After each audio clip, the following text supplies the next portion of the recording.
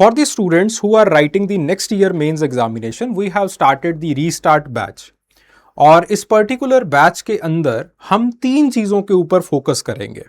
The first will be the value additions, the second will be the answer writing, and the third and the most important thing is how to prepare the one-pager notes. Rather, I will be actively engaging myself in the preparation of those particular notes.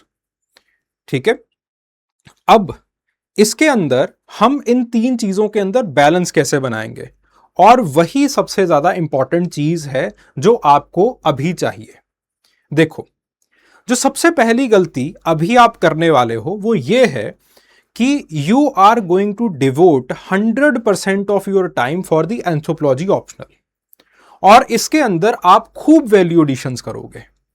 Heavy से heavy जो है वो आप course purchase करोगे जिसके अंदर जो है वो ऊल जलूल के वैल्यू एडिशंस दिए जाएंगे, and eventually you will B of the track. ठीक है. आंसर राइटिंग पीछे रह जाएगी, वैल्यू एडिशंस आगे आ जाएंगे. आप दोबारा फिर से खूब सारे एंथ्रोपोलॉजिस्ट को रटना स्टार्ट कर देंगे.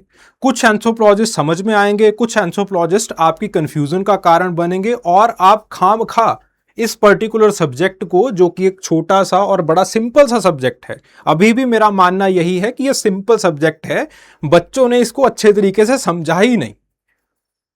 क्यों? क्योंकि बेसिक मटेरियल नहीं था. इग्नू की किताब थी, इग्नू की किताब को भी अच्छे से पढ़ा नहीं. ठीक है. बेसिक मटेरियल नहीं था, टॉपर के नोट्स बहुत ज्यादा थे, इंस्टीट्यूशन के नोट्स बहुत ज्यादा थे, सब स्टैंडर्ड मटेरियल था, जिसकी वजह से प्रॉब्लम्स आई हैं. ठीक है. तो खाम खा में आप इतना ज्यादा वैल्यू एडिशन वगैरह करके जो है वो आप ऑफ ट्रैक हो जाओगे. फिर उसके बाद आप कहेंगे कि आंसर राइटिंग करेंगे, आंसर राइटिंग अक्टूबर के अंदर जाके करेंगे, या फिर आंसर राइटिंग अक्टूबर में आप कहेंगे और नवंबर, फिर उसके बाद दिसंबर, एंड इवेंचुअली प्रीलिम्स की तैयारी शुरू हो जाएगी, आंसर राइटिंग रह जाती है. सो पहली चीज, you have to maintain the balance between the value additions and the answer writing. Value additions वही होने चाहिए जब आप प्रीवियस ईयर क्वेश्चंस अटेम्प्ट कर रहे हैं, और उस वक्त, जिस वक्त आप प्रीवियस ईयर क्वेश्चंस अटेम्प्ट कर रहे हैं, आपको उन चीजों के बारे में अंदाजा नहीं है. ठीक है. तो वहां से आप गैप अपना देखते हो, आप उस गैप को असेस करते हो, and then from that particular gap you move towards the value additions. So from the value additions towards the answer writing ऐसा नहीं होता है. आप पहले आंसर राइटिंग करो, जैसे भी आंसर लिखे जा रहे हैं उनको एवेल्युएट करवाइए या फिर डिस्कस कीजिए, एंड देन उस डिस्कशन के अंदर वैल्यू एडिशंस होंगे. ठीक है. This is the first thing, and for that we have made this particular worksheet. जैसे for example this is for the chapter first. तो चैप्टर फर्स्ट के अंदर जैसे फॉर एग्जाम्पल ये 2023 के अंदर सवाल पूछा गया था, 25 वाला निकालते हैं सवाल. ठीक है. जैसे this particular question it was asked in 2025. The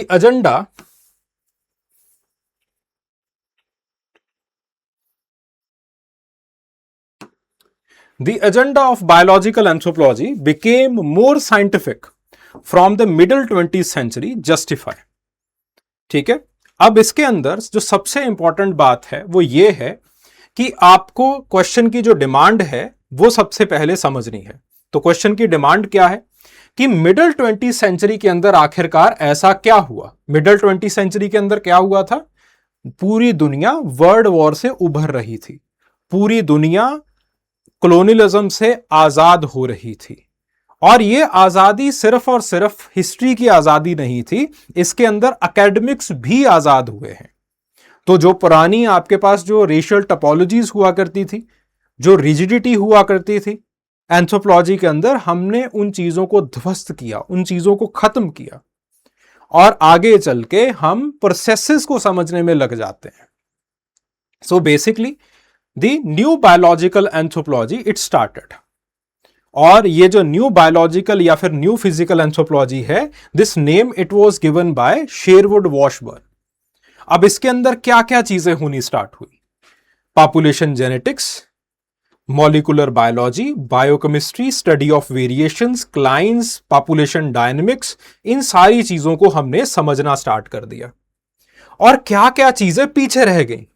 racial typologies, anthropometry, classification of human races, और इसके अंदर क्या खामियां थी, इसके क्रिटिसिज्म्स क्या थे? Racial topologies they didn't existed, they were created. जो एंथ्रोपोमेट्री थी, एंथ्रोपोमेट्री के अंदर भी काफी सारे क्रिटिसिज्म्स आ रहे थे कि नीग्रोइड्स को जानबूझ के एक तरह के सेफेलिक इंडेक्स के साथ एसोसिएट किया जा रहा है और उनके सेफेलिक इंडेक्स को इंटेलिजेंस के साथ एसोसिएट किया जा रहा है, जिसकी वजह से सोशल डार्विनिज्म स्टार्ट हो चुका है। सो बेसिकली आपके पास ये सारी प्रॉब्लम्स आई थी। सो अर्लियर फिजिकल एंथ्रोपोलॉजी, इसका जो व्यू था ह्यूमंस का, it was very static, it was very descriptive. अभी जो हमारा व्यू आया, it was more on the side of the biocultural approach. अब इसके अंदर क्या क्या थिंकर्स हैं?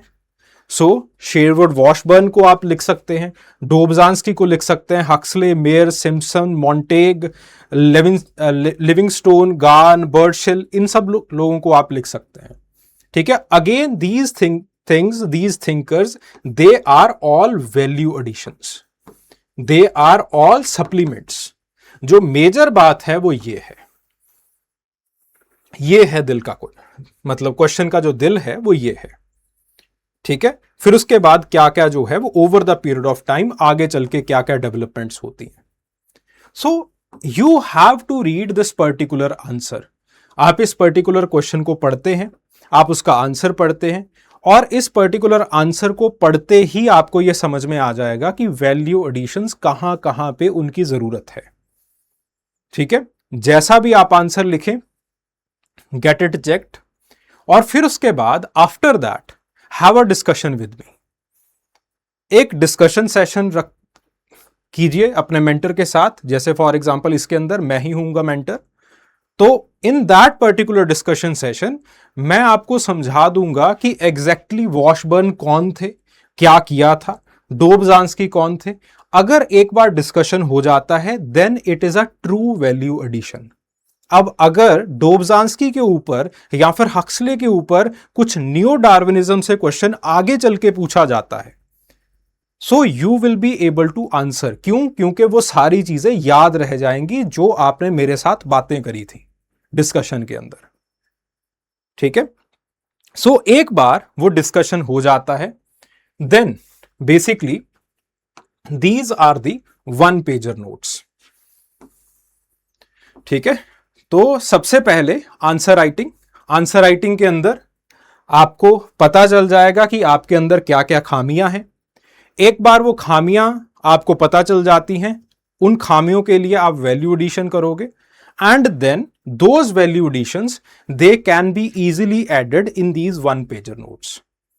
ये जो वन पेजर नोट्स हैं, they are going to be the basics. इसके अंदर सारा जो बेसिक मटेरियल है, वो सारा बेसिक मटेरियल हमने यहां पे दे दिया है आपको ऑलरेडी। जो भी है आप इसके अंदर ही वैल्यू एडिशंस करेंगे, जस्ट कीवर्ड्स लिखेंगे, बस दैट इज इट। और आपका हर एक चैप्टर 4-5 पेजेस के अंदर समा जाएगा। आप इन्हीं पेजेस को बार बार जो है वो रीड एंड रिवाइज करते चले जाएंगे, बस खत्म है कहानी, and you are exam ready.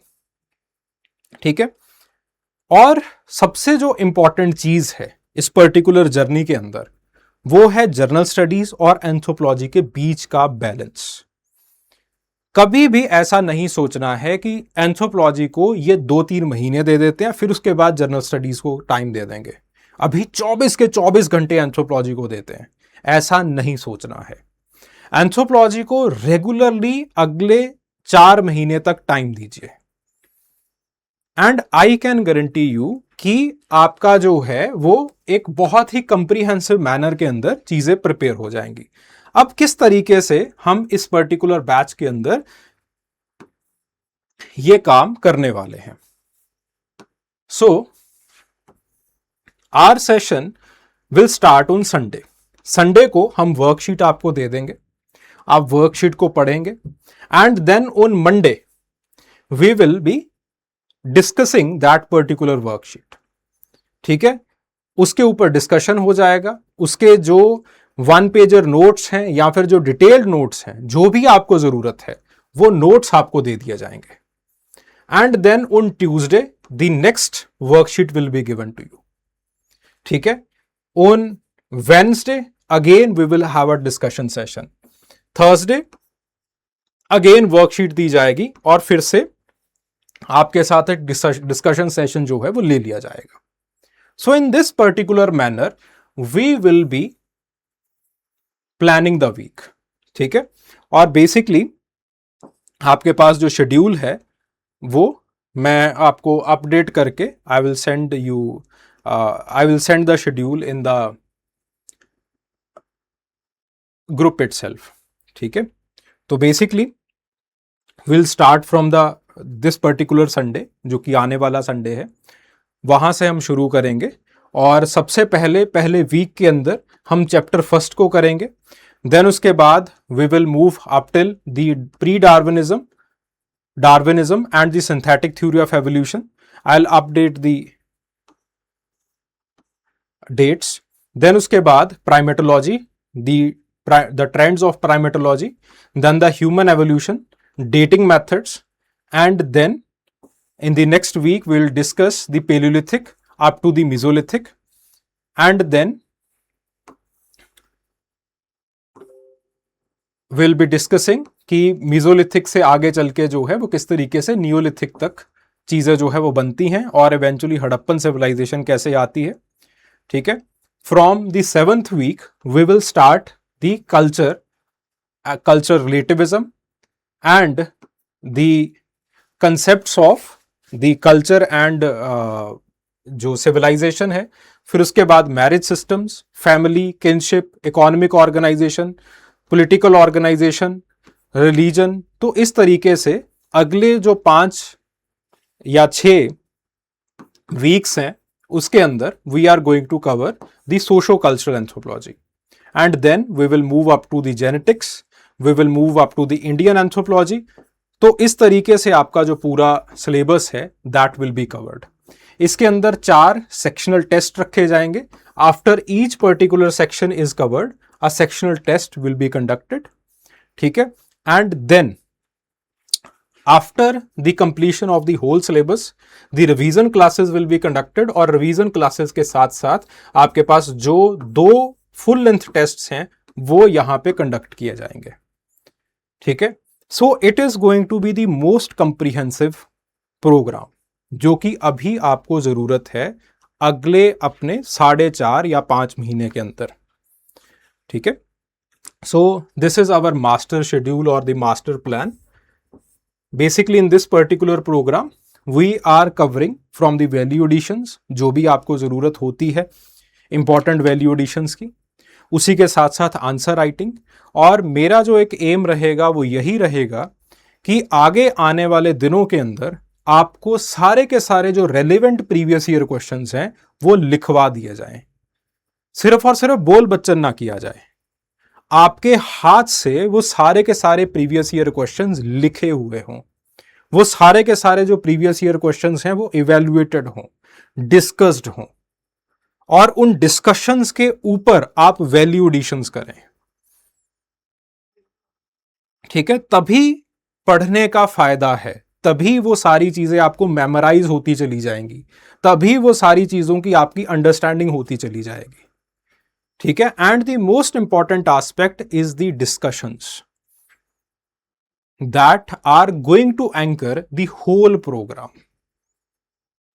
Okay, और उसी के साथ साथ दी 1 पेजर नोट्स। ठीक है, जो कि आपका इवेंचुअली बेस बनेंगे, क्योंकि अंत में जिस दिन आप पेपर के अंदर जाएंगे यही नोट्स आपके पास होने वाले हैं। ठीक है, चलिए, thank you very much and if you have any kind of doubt, any kind of query, you can write in the comment section. Thank you.